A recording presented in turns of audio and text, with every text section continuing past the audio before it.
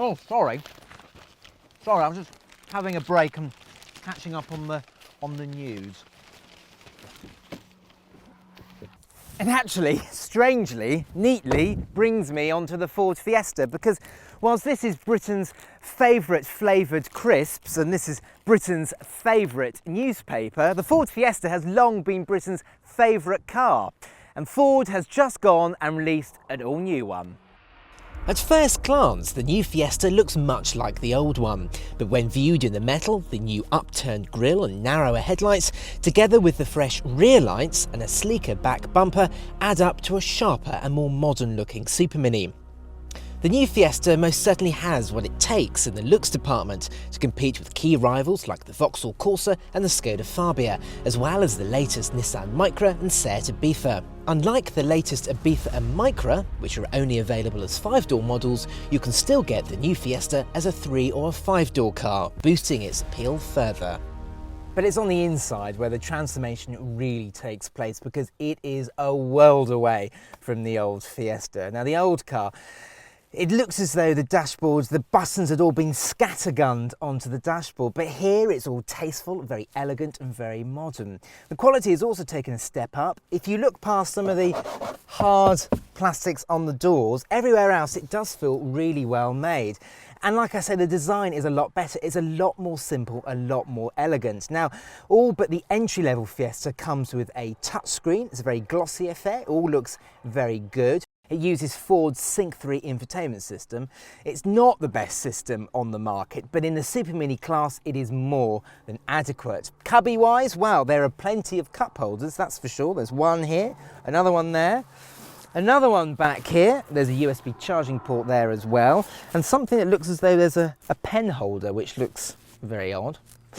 Further forwards, we've got a space for your mobile phone, and the door bins definitely don't pass the Carbuyer big bottle test, which is a bit of a shame. However, the glove box is of a large size and it can fit a big packet of crisps as well. Aside from the basic style model, which is aimed at fleet buyers, all Fiestas come with a touchscreen infotainment system together with Apple CarPlay and Android Auto. You also get a leather steering wheel, alloy wheels and Ford's useful quick clear heated windscreen. Upgrade from Z-Tech to titanium for larger alloy wheels, an 8-inch touchscreen, sat-nav, keyless entry, cruise control and some nicer bits of interior trim.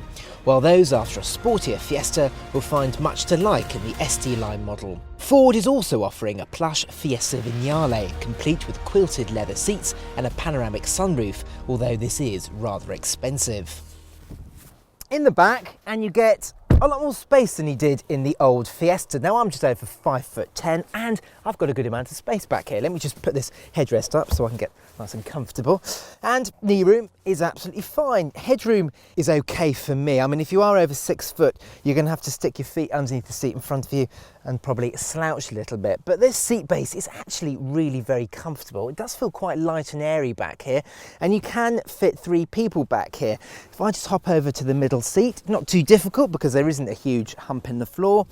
And yeah, headroom is a little bit tight, but for a short journey, it's absolutely fine. There is no armrest here, which is a bit of a shame, but of course you do get ISOFIX points. It would be helpful if they were a little bit more easy to reach, but having said that, that's probably just a very small niggle. Also, these doors open nice and wide as well, so when you're loading those child seats in, it makes it just that little bit easier. If there's anywhere where Ford could be accused of not making any changes to the Fiesta whatsoever, it is in the boot, because there's only 2 litres more space on offer. Having said that, the space you've got is still pretty good. There is a bit of a load lip, it must be said, but the opening is a lot wider than you find on the Nissan Micra. Let's grab the large Carbuyer suitcase and load that in. And you can see, look, you have got a lot of space. And of course, you can always make it that little bit larger by folding down the rear seats. And when you do that, you improve the space dramatically. The only problem is, on this particular car, there is a step between the bottom of the floor and the seat. But for £75, you can choose a variable boot floor, which would go some way to curing that. Entry-level Fiestas come with a 69 bhp 1.1 litre non-turbocharged petrol engine, but most buyers are expected to upgrade to the turbocharged 1 litre EcoBoost engine we've got here. This produces either 99, 123 or 138 bhp, and it's the first ever 3-cylinder engine to feature cylinder deactivation, meaning it can partially shut down to save fuel during light driving duties. There's also a 1.5 litre diesel engine, which could be specified with either 84 or 118 bhp. We've got the 1 litre 3-cylinder turbocharged EcoBoost engine with just under 100 brake horsepower here, and really, you really don't have to go for the 123 bhp version because this engine is more than adequate enough. There's a decent amount of punch, there is a bit of turbo lag low down in the rev range, but generally speaking there is a lot of punch to this engine. It's almost as refined as VW's 1 litre 3-cylinder turbo engine that you get in the VW Polo, the Seat Ibiza, the Skoda Fabia and so on. But once this thing gets up to speed on the motorway, it really does get very refined. Whichever petrol engine you go for, and regardless of whether you choose the 3 or the 5-door model, fuel economy is officially rated at between 62 and 65 mpg, though the PowerShift automatic that Ford offers with a 99 bhp EcoBoost engine sees this fall by around 10 mpg. The diesel engines should offer more impressive fuel economy, with both the 84 and the 114 bhp versions returning in the high 80s, making a diesel Fiesta one of the most efficient cars on the market. Now, in terms of boots to fill, in terms of a great predecessor, it's difficult to think of a tougher job than the new Fiesta has, because the old Fiesta was the class best when it comes to driver enjoyment. And there are a lot of fears, especially by me, that the new Fiesta wasn't going to deliver anywhere near the driver enjoyment. The safety freaks would get involved and the whole thing would become very vanilla to drive. But I am delighted to say this new Fiesta is an absolute hoot. So I don't know how they've done it. They've managed to take the old car and they've just managed to make it just that little bit better. I don't know how they've done it. So you still get incredibly fulsome and direct steering. This little gearbox down here, 6 speeds we've got, it's so snickety and so direct. The pedals have all got a nice weighting to them, but it's the driving position that really does delight. You sit nice and low in the car as if you're really a part of it. And the steering wheel has got a lot of adjustment to it. I personally like to have the steering wheel quite far into my chest. And it's also very flat as well. So it's like the type of driving position you find in a sports car. Ford have really kicked the Fiesta into a totally different part of the market. This is by far and away the best handling car, the best driving car, and the car that puts the biggest smile on your face in the supermini class.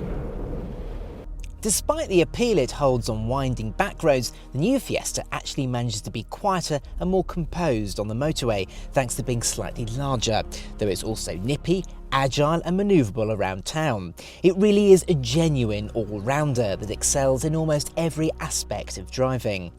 Negatives? Well,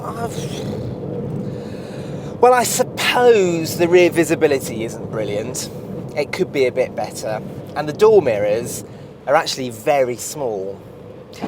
And I suppose if I'm being really pernickety, you can spend an awful lot of money on a Fiesta. I mean, this one with a few options is around £16,500, which is quite a lot of money, but generally speaking, most people are going to be buying this on finance, so that's going to be absolutely fine.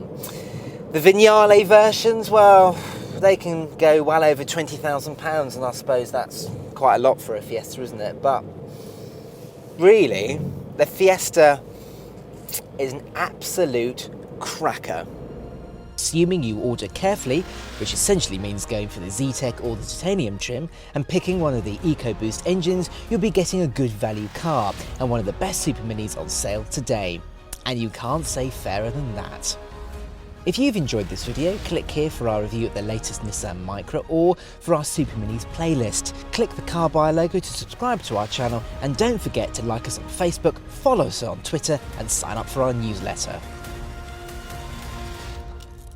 Can I finish my break now, please?